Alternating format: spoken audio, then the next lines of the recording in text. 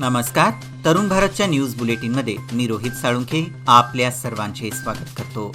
आता पाहूया ठळक घडामोडी.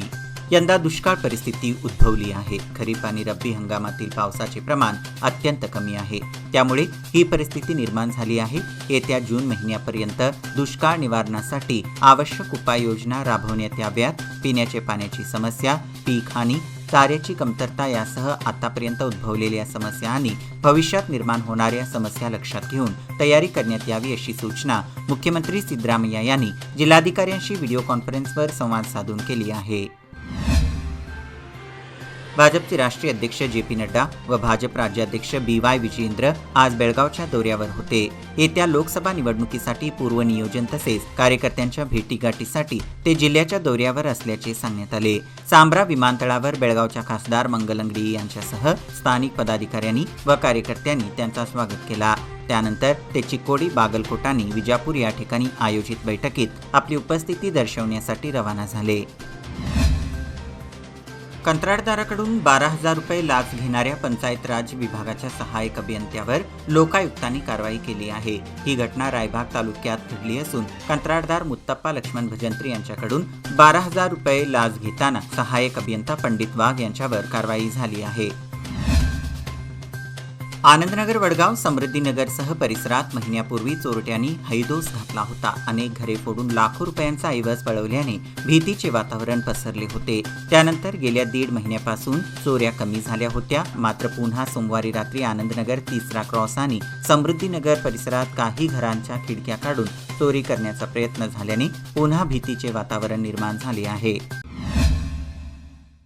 नवसाला पावणारा गणपती म्हणून ओळखल्या जाणाऱ्या शिवशक्तीनगर अनुगोळ बेळगाव येथील श्री सिद्धिविनायक मंदिराचा 12वा वर्धापन दिवस भक्तिभावाने साजरा झाला. पहाटे पंचामृत महाअभिषेक, अलंकार, काकड आरती, दुपारी गणहोम, महाआरती, महानैवेद्य आदी धार्मिक कार्यक्रम संपन्न झाले.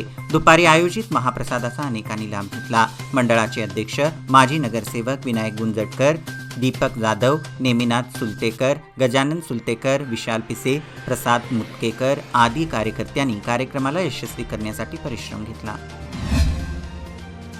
आनंदनगर, वडगावसह समृद्धी कॉलनीमधील विहिरींना ड्रेनेज मिश्रित पाणी आल्यानंतर नागरिकातून तीव्र संताप व्यक्त करण्यात येत आहे.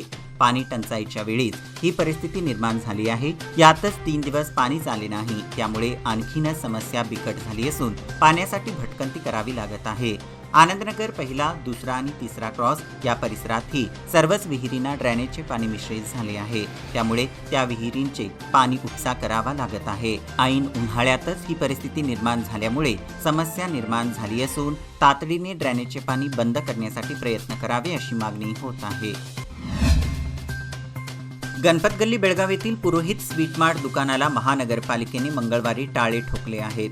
न्यायालयाने आदेश दिला म्हणून आम्ही टाळे ठोकत आहे असे महापालिकेच्या कर्मचाऱ्यांनी संबंधित दुकान मालकांना सांगितले. यावेळी दुकान मालकांनी न्यायालयाच्या आदेशाची प्रत मागितली. त्यानंतर मनपाच्या कर्मचाऱ्यांनी आयुक्तांनी आम्हाला तोंडी सूचना केली आहे, त्यानुसार कारवाई करत असल्याचे त्यांनी स्पष्ट केले.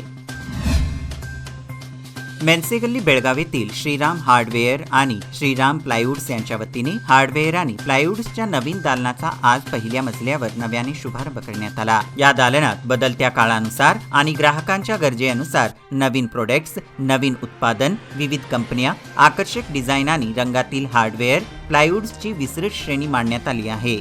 यामध्ये किचन आणि बाथरूम फिटिंग्ससह नामांकित कंपन्यांचे लॉक्स, डोर हँडल्स, कॅबिनेट इत्यादी एकाच छताखाली उपलब्ध करून देण्यात आले आहेत. या शुभप्रसंगी बिल्डर प्रशांत वांडकर, नितीन कित्तूरकर, विठ्ठल पारिशवाडकर यांच्यासह बांधकाम क्षेत्रातील विविध मान्यवर, व्यापारी बंधू व समस्त हंगिरगेकर कुटुंबीय उपस्थित होते. कर्नाटक राज्य फुटबॉल संघटना मान्यताप्राप्त बेळगाव जिल्हा फुटबॉल संघटना आयोजित लोकमान्य मल्टीपर्पज कोऑपरेटिव्ह सोसायटी पुरस्कृत लोकमान्य चषक वरिष्ठ साखळी फुटबॉल स्पर्धेत आज मंगळवारी रंजक सामने झाले.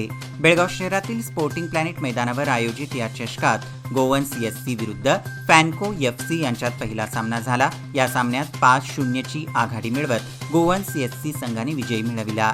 दुसरा सामना साईराज एफसी विरुद्ध टीएफए या संघात झाला.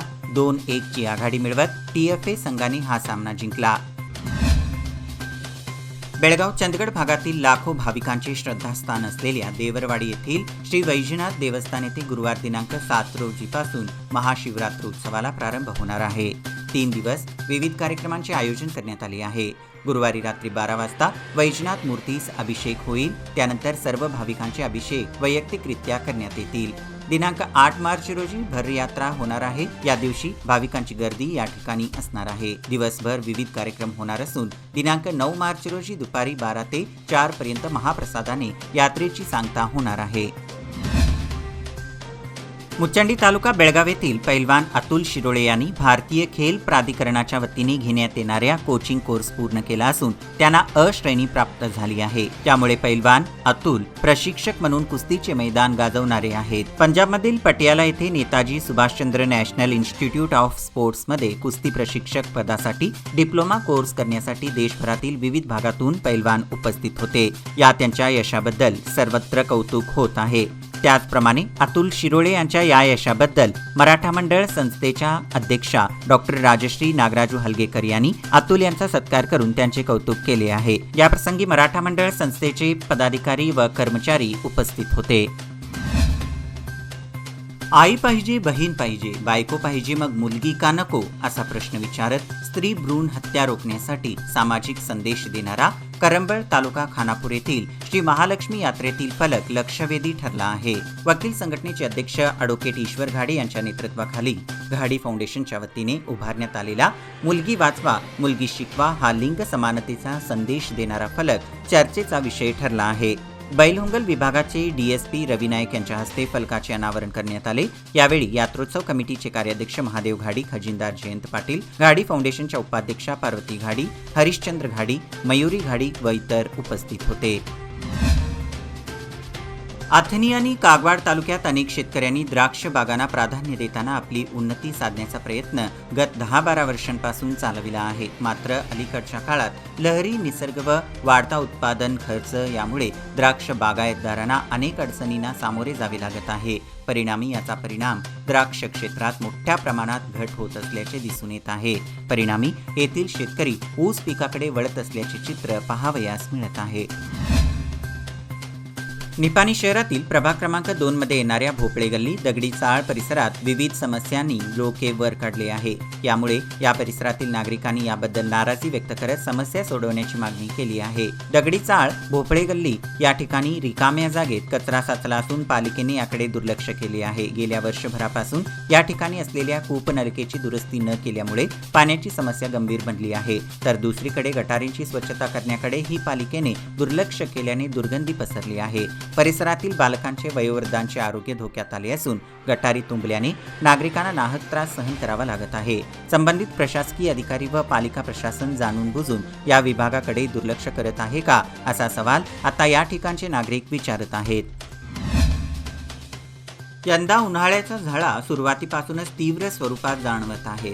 त्यासोबत पाणी टंचाईचा सामनाही करावा लागत आहे. अशा वेळी पाणी टंचाईवर तात्काळ उपाययोजना राबवताना निधीची कमतरता जाणवत आहे. त्यामुळे निपाणी नगरपालिका तसेच जैन इरिगेशनच्या संयुक्त पथकाकडून थकीत पाणीपट्टी वसुली मोहिमेला गती देण्यात आली आहे. त्यानुसार 10,000 रुपयांपेक्षा अधिक पाणीपट्टी थकली असेल तर अशा व्यावसायिकांचे नळ कनेक्शन तोडले जात आहे. तर 10,000वर पाणीपट्टी थकीत असलेल्या घरगुती नळधारकांना नोटीस बजावली जात आहे. याबरोबरच हे बुलेटिन इथेच संपलं. अधिक माहिती आणि ताज्या घडामोडींकरिता पाहत रहा तरुण भारत न्यूज चॅनल.